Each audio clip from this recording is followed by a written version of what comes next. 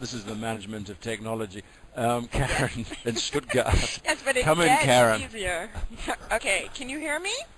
Yep, You can hear me? I can hear you perfectly. Okay, because I can't hear myself. Far away. All right. So one of the things that you're saying, you're very much sort of talking about this management of technology rather than the management of learning. But I don't see these as not coexisting. There is a lot of work that we're doing with technology that sort of takes 5 minutes of class time and then opens up into huge levels of learning for an hour and a half. So I'm not entirely sure about this resistance to the management of technology or whatever. No, I mean, that's a fair point. I mean, the very fact that what we're doing now, we're using technology to bring together a group of interested teachers from places as far afield as Mexico and Iran is quite extraordinary, and that's something that we could not have done 10 or 15 years ago or even a shorter time ago. And there's obviously, in terms of creating a community, and that's what learning opportunities depend on. I mean, learning is a social. I think one of the things that feeds in very much into my own philosophy, and it's the notion that learning is socially mediated, and language learning particularly, and you need therefore a society, you need a community, a dynamic community that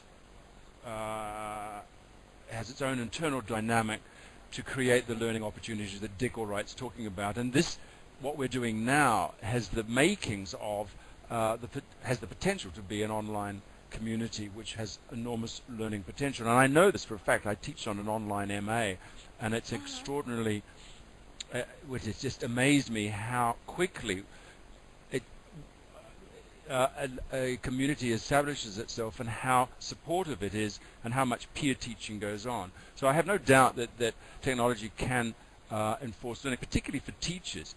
I'm slightly less skeptical that it's necessarily the best way to learn a language because of some of the limitations. I think, or because it exists, it's possible to supplement the learning of languages in the classroom, but therefore, if anything, this frees the classroom for the kind of stuff that really classrooms are best at, which is face-to-face interaction.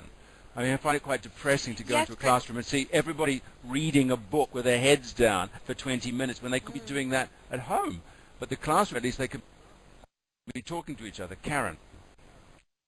But that's exactly my point with the idea of technology. Setting a video for homework or giving them a list of topics that they need to research using the internet, and then coming into the classroom, there's so much more interaction.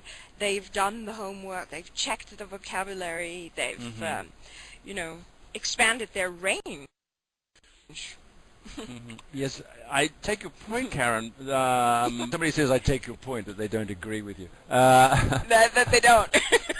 Who's choosing these materials? Who's choosing these materials, these videos that they watch?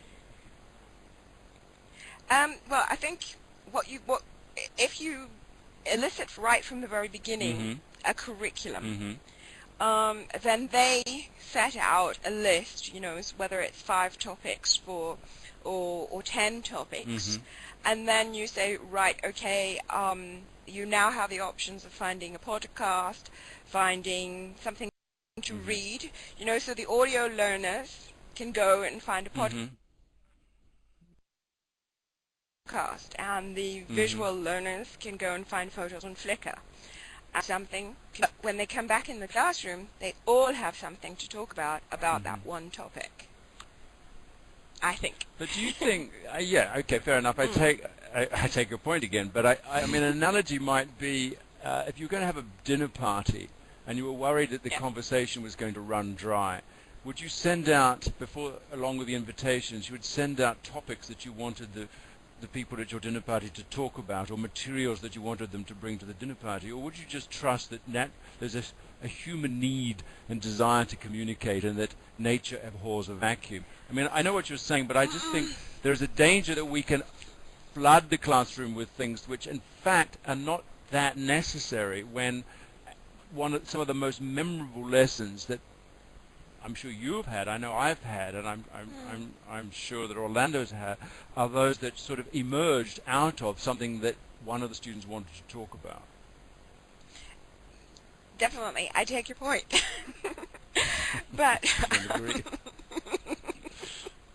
but no, I mean, we've all been to dinner parties where no one has anything in common, and then there is a forced situation where everyone has to sit there and no one knows what they should talk about. I think the true high level of communication comes when people feel like they know each other or they can trust each other, and then you don't need a topic. Okay, fine. Let's move on, Karen, while you're there, because this relates to another question of yours, and then I'll hand over to somebody else. But you asked me a question about speaking. Do you want to rephrase that question quickly? It was about reference to my book, How to Teach Speaking. Yeah. And this question of integrating speaking and the balance between speaking and the other skills in the classroom. Do you remember the gist of that? Yeah, it's a long question. I think basically what I found in my own experience is that course textbooks are very, very heavy in terms of, listening and reading and writing activities, or forced role-play activities, which are very unnatural speaking activities. And I think my point was basically that we spend 75% of our time in listening and speaking, natural listening and speaking activities. And so, finish up for me.